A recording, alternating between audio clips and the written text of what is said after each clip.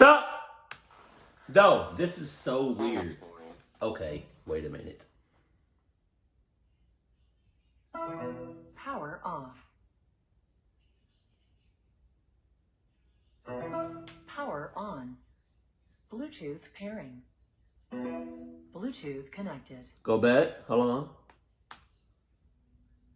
Cave exploring, also called spelunking or pot. Okay, first of all, this is weird for me to do because I got used to doing the green screen. But my editing software is messing up right now, so I'm going back to this one. So that way I still got the reaction. Hashtag old school. Let me know if you like, the green screen better or to go back to the old school. I might do, flip and flop and flip it. I might go up and down with it. I don't know. I kind of like the green screen, but my editing software is messed up right now. But yeah, this is weird though. I'm not even gonna hold you. Okay, let's go back.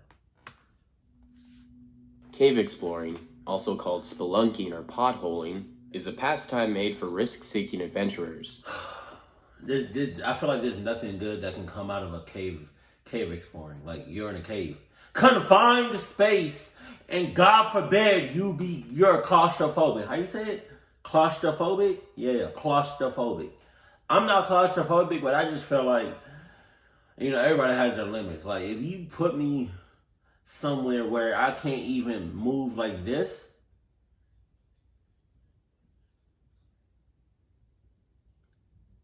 I'm gonna be claustrophobic.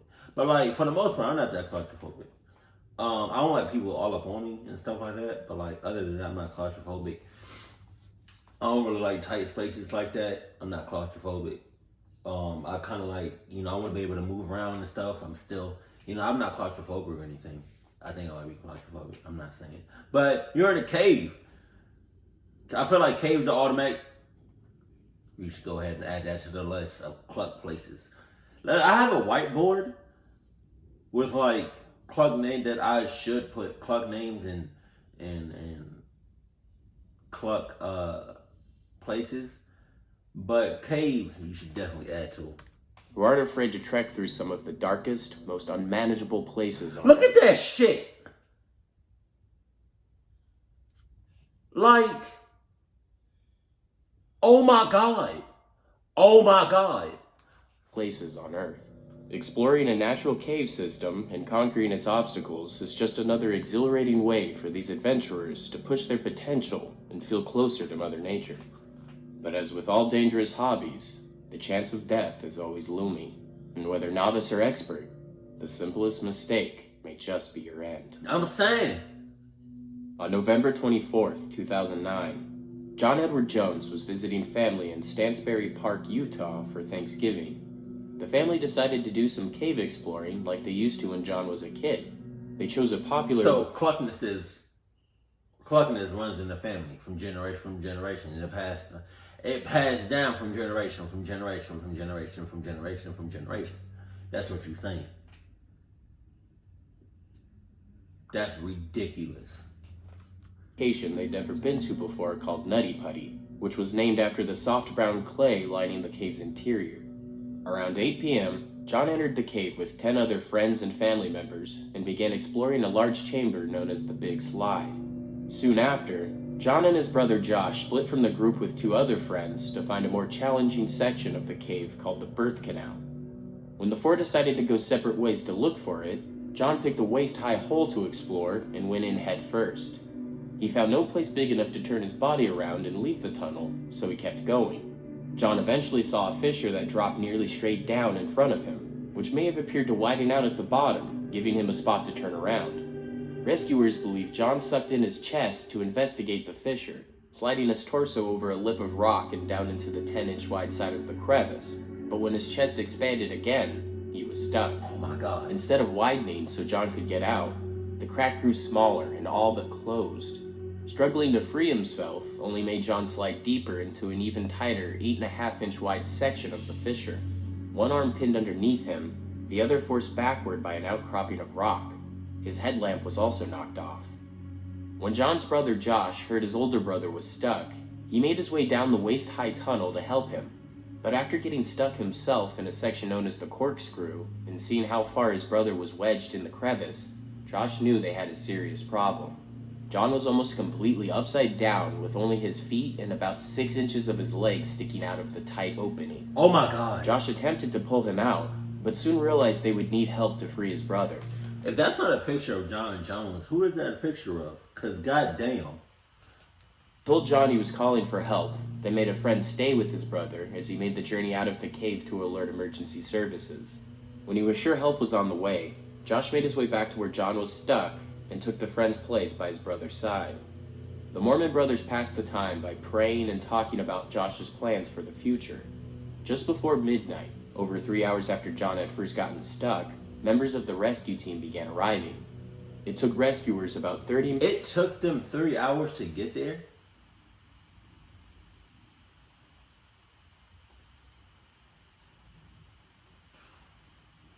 Nah.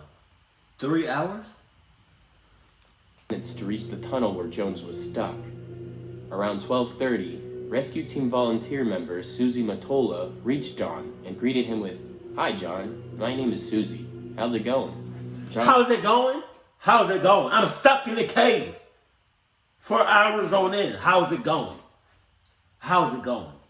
How's it going? Okay. How about we turn tables? How about we flip some chairs? How about we reverse the roles and you be in my situation and I come and rescue you after 3 hours of getting there. And I say, hey, how's it going? What? reply sounded distant. "Hi Susie, thanks for coming, but I really want to get out." "Oh, no worries, John," she told him. "You're going to be out of here lickety-split." As Susie analyzed the situation, though, she knew it was not going to be an easy task. The 6-foot, 200-pound Jones was encased upside down by a tight crevice, except for a small section of his legs and feet protruding out. The human body is designed to walk upright, and the heart works with the force of gravity, not against it. When rescuers told trauma physician Doug Murdoch that John was nearly upside down, he knew the trapped man didn't have much time. Being upside down, your body has to pump the blood out of the brain all the time, he said. Your body isn't set up to do that. The entire system starts to fail. Murdoch headed for the scene, knowing blood and fluids would be pooling in John's brain and lungs. His circulation would be slowing, capillaries leaking, and toxins building up in his blood. Damn! If the rescuers were to free John, those toxins could rush to his heart and kill him. There are very few studies about the long-term effects of being upside down, but Murdoch thought John might have 8 to 10 hours to live. They attempted to tie a rope around John's legs and pull him out, but the friction of the rope on the rocks of the cave walls was just too great. The small space they had to work with, and the depth that John was stuck, also made using big equipment impossible. Many chisels and a drill were used to widen parts of the cave. However, the smaller tools were not working fast enough.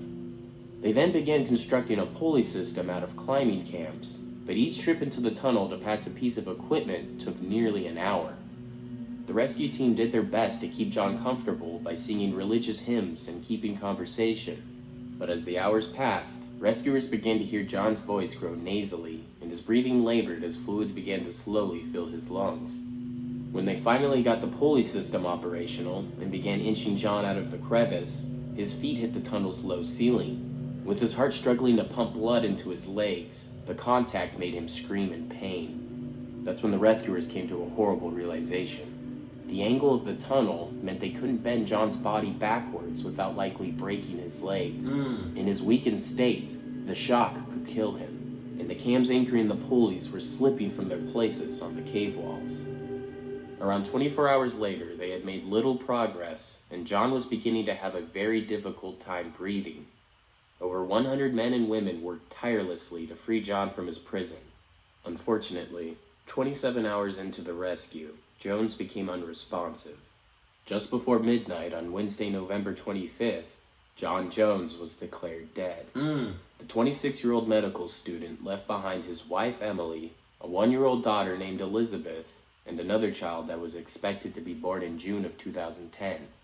After his death, The Nutty Putty Cave was closed, and the entrance was eventually sealed with cement, with John's body still inside. Oh my God. They couldn't take his body out and then seal it up? Deadass? Sus. Why did it take it? A friend's place by his brother's side. The Mormon brothers passed the time by praying and talking about Josh's plans for the future. Just before midnight, over 3 hours after John had first gotten stuck, members of the rescue team began arriving. It took rescuers about 30 minutes to reach the tunnel where Jones was stuck. Around 12:30, Rick went back to where John was stuck and took the friend's place by his brother as he made the journey out of the cave to alert emergency service. Did I miss it? I don't know if it took him 3 hours to get there. Okay, maybe I just, When he was sure help was on the way, Josh made his way back to where John was stuck and took the friend's place by his brother's side. The Mormon brothers passed the time by praying and talking about Josh's plans for the future. Just before midnight, over 3 hours after John had first gotten stuck, members of the rescue team began arriving. It took rescuers about 30 minutes to reach the tunnel where Jones was. Members of the rescue team began arriving. It took hours after John had first gotten stuck. Okay. So maybe it did take him 3 hours to get there. God damn. Either way, it took him a little minute to get there. That's ridiculous. I mean, but look at that. Look at that. Jesus. 27 hours. 24 hours of being like that. Even when I do a handstand for a few seconds, I feel lightheaded. Or if I'm upside, like on a roller coaster or whatever, and I'm upside down for a few seconds, I feel lightheaded. I cannot imagine being like that for 24 hours, 27 hours. That's ridiculous. My condolences. But they could have, he was dead.